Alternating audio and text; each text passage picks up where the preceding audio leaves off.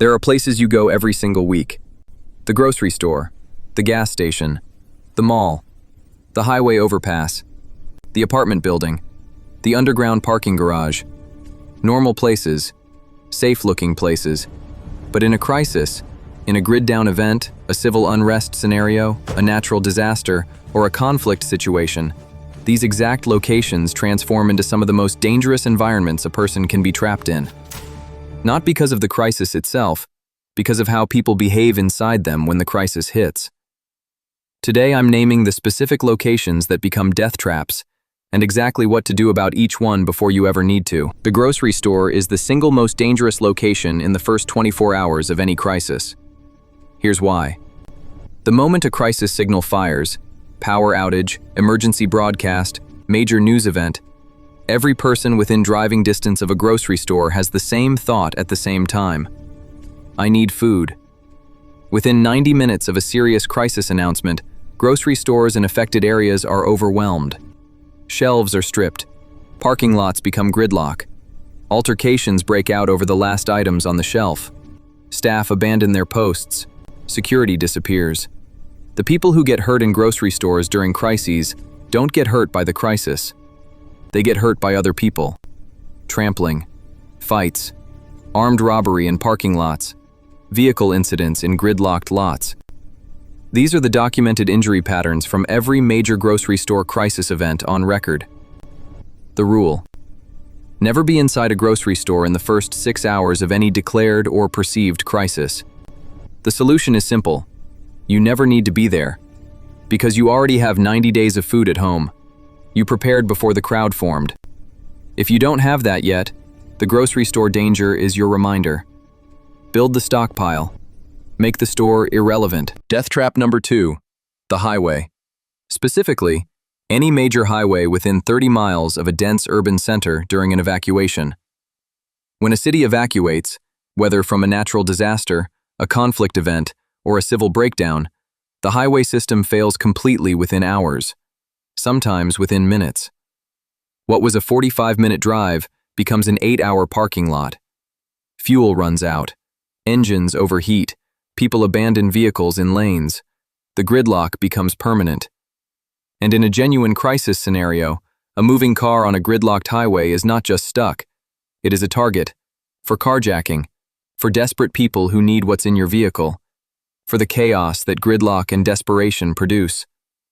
The documented casualty pattern from highway evacuations during Katrina, the California wildfires, and multiple other events is consistent. People who left early on primary routes survived. People who left late on primary routes suffered. The rule: your evacuation route is never the highway.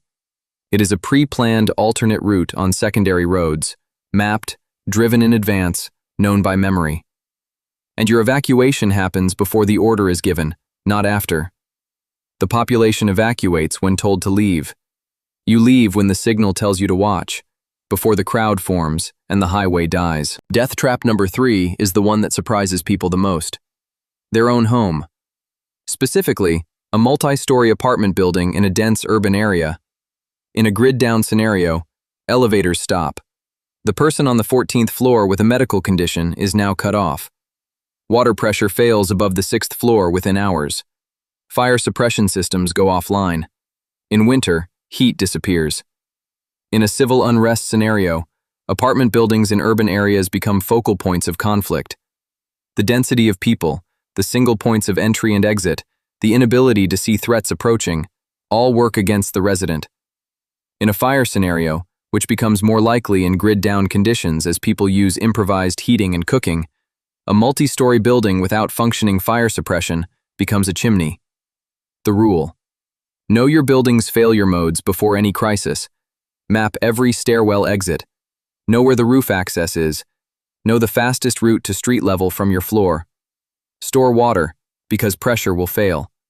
Have a plan for leaving the building that does not involve the elevator and does not involve the main lobby. And understand that in a sustained crisis, a high-rise apartment is one of the hardest environments to shelter in place. Death trap number 4, the underground parking garage. In normal life, slightly unpleasant. In a crisis, genuinely lethal. Here's what happens in an underground garage when the grid goes down. Ventilation systems stop. Carbon monoxide from vehicles running inside accumulates rapidly, especially if panicked people are sitting in their cars with engines running, trying to figure out what to do. Lighting disappears entirely. These are spaces with zero natural light. Complete darkness, total disorientation. The electronic exits fail. In many modern parking structures, exit gates are electronically operated. No power means no exit, or a manual override that most people have never been shown. And in a security breakdown, underground garages are isolated, unmonitored, acoustically muffled spaces. They are the worst possible environment to be vulnerable in. The rule: in any crisis signal, get out of underground parking immediately. Do not sit in your car. Do not wait. Get to street level as fast as possible. Know where the manual exit override is in any garage you use regularly. If the power is already out, leave your vehicle and move to the exit stairwell on foot. Time is everything in an underground garage during a power failure. Move fast. Death trap number 5, the gas station. For the same reason as the grocery store, but faster and more volatile. The moment a crisis is perceived, every vehicle owner in range has the same thought. I need fuel. Gas stations are overwhelmed within 60 minutes of a crisis signal. Lines extend for blocks. Tempers flare. Altercations escalate. And unlike a grocery store, a gas station involves vehicles under pressure, open fuel sources, and people who are already anxious operating machinery. The documented incident pattern. Road rage escalates to violence. Fuel is siphoned or stolen. Stations run dry and strand people mid-line. In extreme scenarios, stations become robbery targets. The rule: your tank is never below half. This is the single, simplest preparation rule for gas station death trap avoidance. If your tank is always above half, you never need a gas station in the first 24 hours of a crisis. You have range. You have options. You are never in that line. Below half tank is a survivability liability. Above half tank is a survivability asset. Fill it today. Death trap number 6, the shopping mall. The shopping mall is a death trap for a specific and underappreciated reason. It is designed to keep you inside and disorient you. No natural light, no visible exits from most positions inside. Acoustic dampening that makes it impossible to hear what's happening outside. Enormous crowd density in a confined space. In a civil unrest event or active threat scenario, a shopping mall concentrates vulnerable people in an enclosed space with limited exits and zero visibility of the surrounding environment. In a grid-down event, the same building becomes dark, airless, and extremely difficult to navigate. The rule: in any crisis signal while inside a mall, move immediately to the nearest exterior exit. Not the exit you came in, the nearest exterior exit. Get outside. Assess from outside. Know before you enter, where are the emergency exits? Where does each anchor store connect to the exterior? What is outside each exit?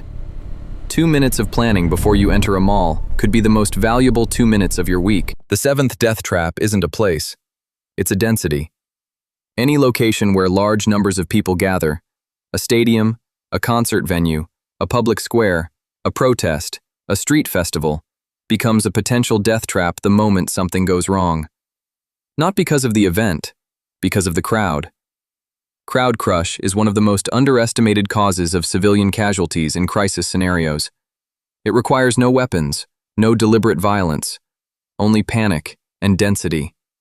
The mechanism: one person falls. The people behind cannot see what happened. They continue pressing forward. The pressure builds from behind while the front is blocked. People are crushed against barriers or each other. This has happened at sports events, music festivals, religious gatherings, and evacuation choke points in conflict zones. It will happen again. The rule: in any large crowd, know your exit before you need it. Identify it when you arrive. Stay within reach of the edge of the crowd, never the center. At the first sign of uncontrolled crowd movement, move immediately to the edge and out. Do not wait to see what happens. The people who survive crowd crush events consistently report the same thing. They moved before they understood why.